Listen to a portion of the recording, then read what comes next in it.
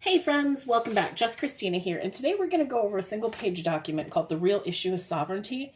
This was written by John F. McManus, and he was a colleague of Dr. Revilo P. Oliver. They co-founded the John Birch Society, and they very heavily spoke out against the United Nations and communism and the one world government. So John McManus, he is a very educated and outspoken man. And keep in mind, this is an editorial, okay? I believe this was written in the 90s, like 94, 96 era. And this article I want to share with you because it reiterates the same things that are going on today. And I believe that these distractions in our media and our social media are meant to drive the wedge further between people. It separates us that much further. So whereas in the past, we could have just said, oh, I'm a Democrat or I'm a Republican. Now you have to say, well, I'm a Democrat that believes in a woman's right to choose, or I'm a Republican that believes in the right to life. Or, if you're on the fence, then it's really confusing because you're supposed to align or adhere to one political platform's viewpoints or ideology, but it's taking away from the individual's right to make it their own discernible thoughts in their own head. And so more and more people are aligning with these political platform parties just based on the major key issues of how they feel. And that's very, very dangerous to take over and regulate thought.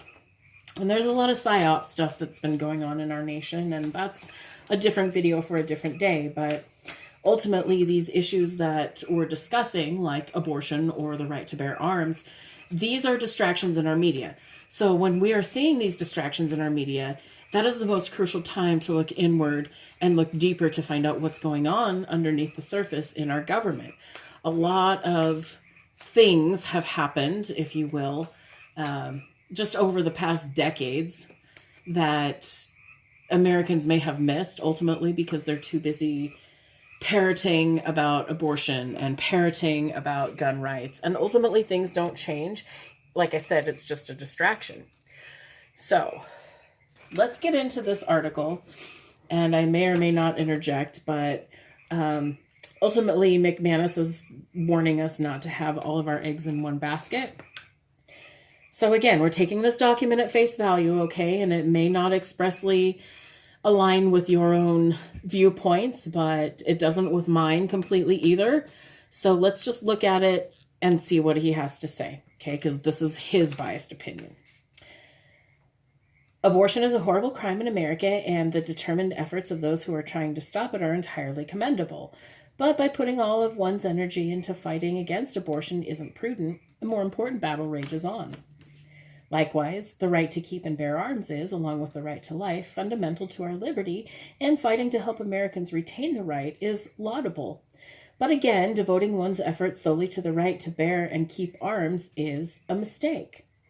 There is a more crucial fight needing attention. Taking charge of the education of the young is considered by many to be the most important duty, a duty that has fairly well consumed the time, resources, and energy of homeschoolers, private schoolers, and church schoolers.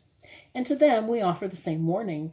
Devoting everything to this single pursuit could turn out to be the biggest mistake you ever made. The same can be said of those who spend all their energy fighting the environmental extremists, the federal income tax, and or devoting their time to one of a dozen other issues. It can even be said of those who pour all of their strength into religious service. Why? Because there is but one issue that should unite all who see America's decline and who realize that the federal government has violated the constitutional limitations on its powers. The one issue that should unite all of Americans is national sovereignty. Preserving it should be the topmost item on the agenda of any freedom-loving American.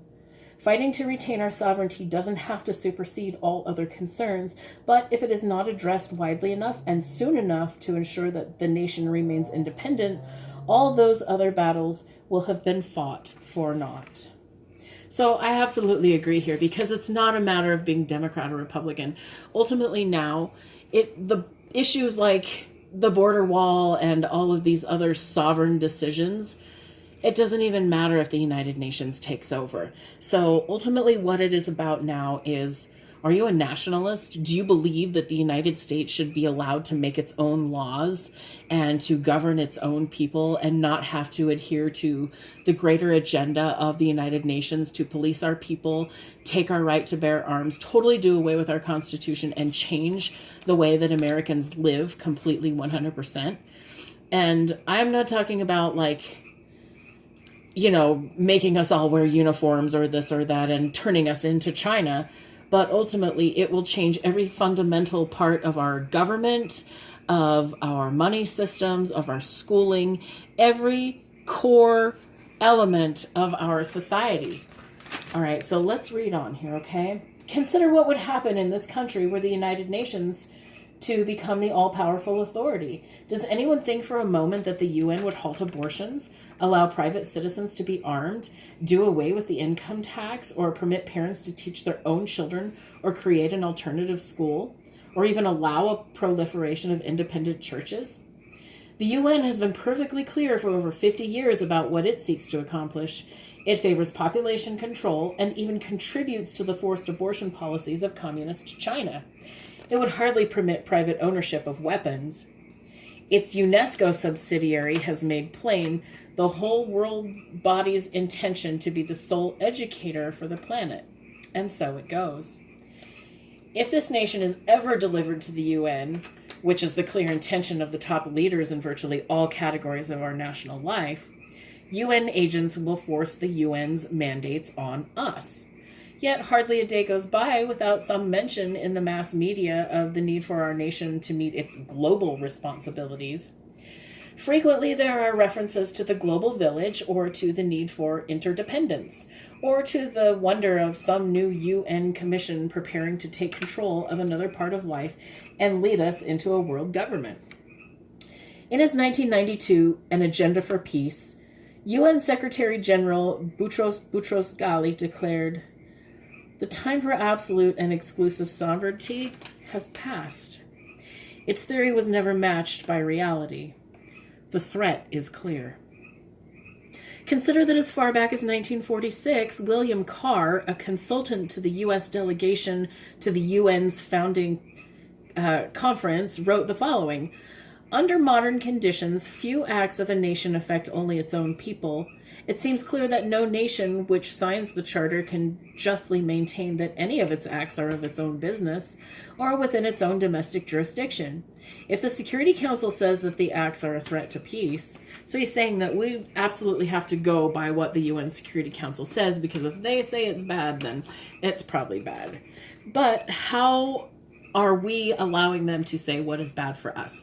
If we are an independent, sovereign nation that we decide, if they're banning soda, okay, well, some states have banned certain sizes of soda, yes, but ultimately they did not take away your right to go and buy one. You just have to buy 2 small ones instead of 1 large one. So it's these smaller laws and agendas of regulation of everything, and that's what he gets into here, okay? Consider that as far back as 1946, William Carr, and we read that, if the UN decides that the U.S. population consumes too much of the world's resources, it could make abortion compulsory. If U.S. citizens resist the world body's dictates about privately owned firearms, the UN could just simply confiscate our guns. An uncontrolled UN would educate, tax, ration, and legislate, all with the muscle of the world's only military force. Might our own nation be forced by its own leaders to surrender to the UN? Only a few years ago, the U.S. Senate ratified the UN's Genocide Convention.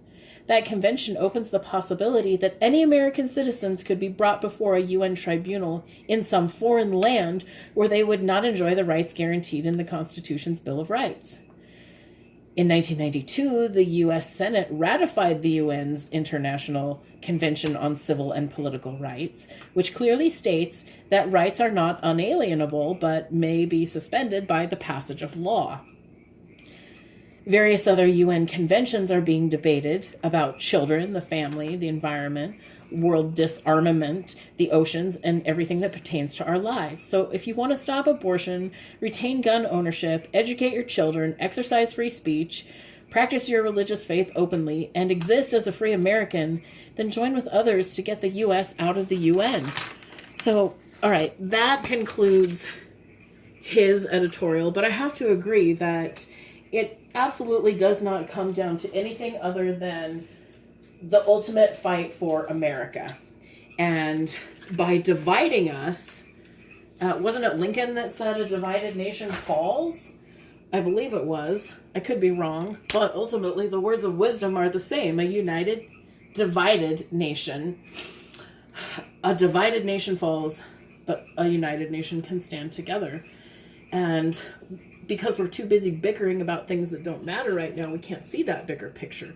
We have this veil pulled over our eyes because it's that PSYOP agenda to keep us preoccupied with everything else that's going on. So, all right, I think that's where we're going to end this one. But thank you so much for joining me. This is really an interesting little editorial written by John McManus. And I encourage you to go and look up more about what the John Birch Society offers, because they expose a lot of stuff that happened from the Carter administration and forward.